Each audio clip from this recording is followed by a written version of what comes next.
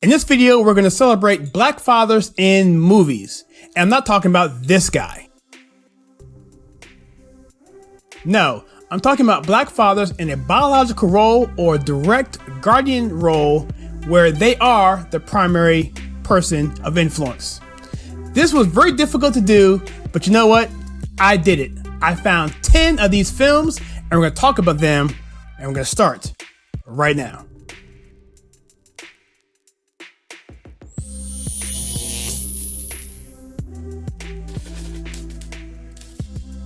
It has often been said that Father's Day comes second to Mother's Day, and not just because it comes second on the calendar.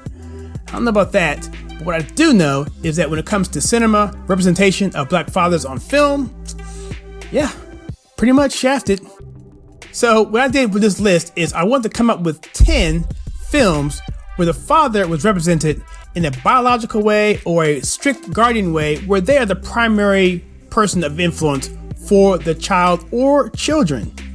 And so it was very difficult. I went back and did some things and I made some rule changes, but at the end of the day, I basically said, look, do they love their kids? Do they protect their kids? Are they a positive influence? And if they make mistakes, do they overcome those mistakes and persevere to the end? And so what I did do is I ranked them in the way that is most realistic. I took the animation films and I went all the way to what's relative to today. So really, the top 5 really are what's pertinent to today. But overall, every single father in this particular list is a good father. Also, I should say that some of these reviews or descriptions will amount in some spoilers. Secondly, if you want to watch these films with your child, some of these films are not child friendly, unfortunately. But I will put an annotation of the Common Sense Media ranking in terms of age group. If you want to watch this with your child, that's what you would see. But if you don't have a children or you want to watch without your children, obviously that's no problem if you're an adult, because some of these films are pretty intense.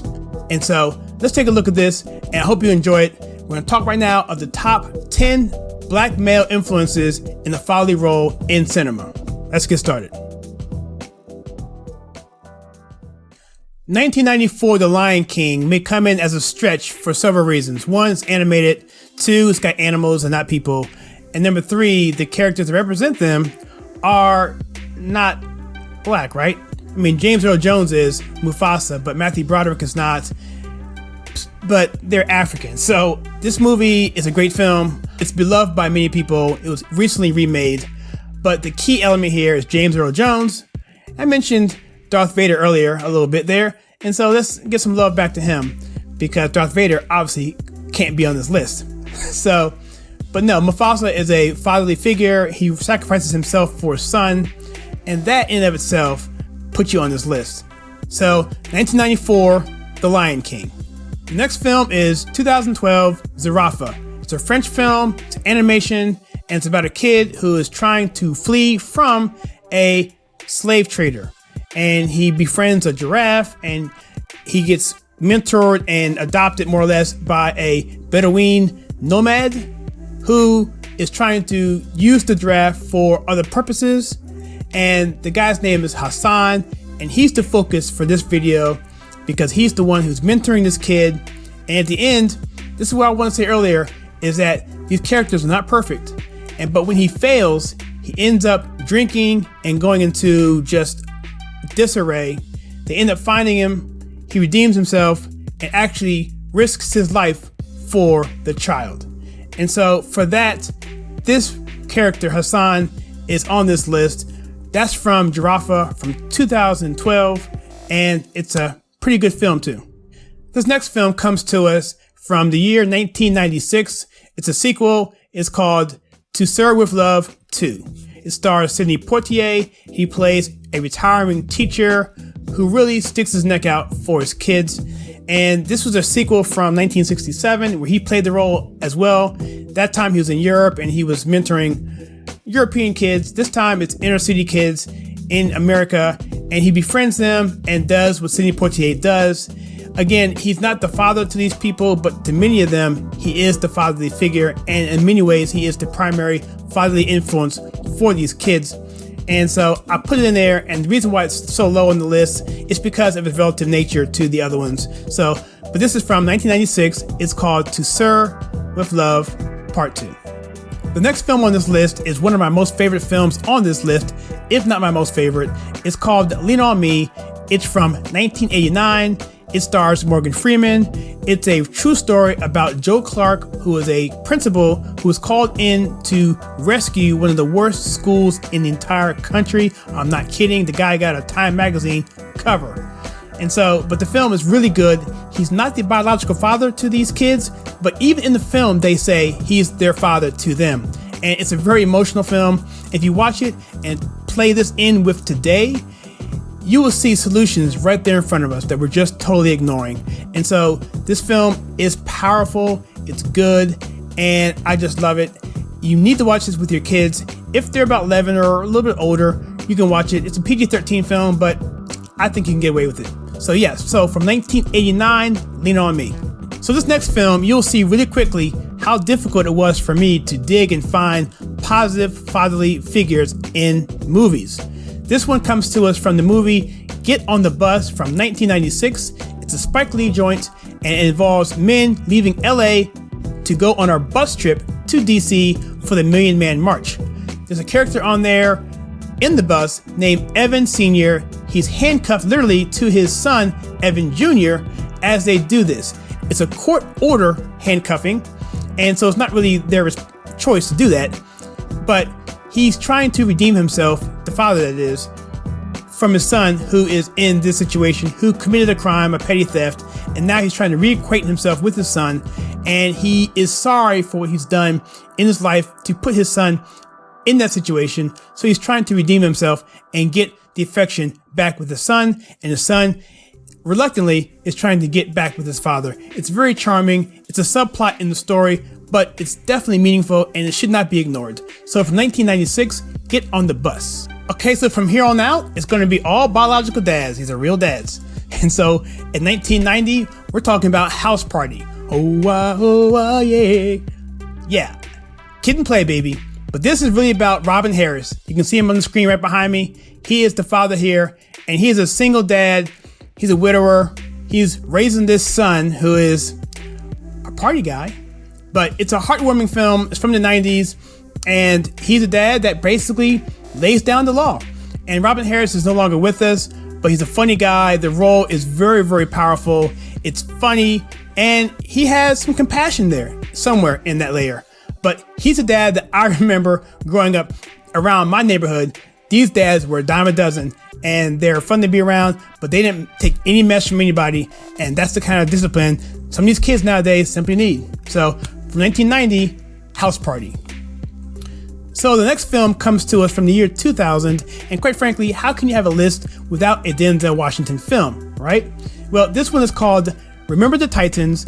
It is about Coach Herman Boone, real life coach of TC Williams in Virginia during integration, where he takes this team of players who don't like each other and makes them into winners. He is a father to a daughter who can care nothing about football, but ultimately appreciates him at the end about who her dad is. But really, he's the dad to his players.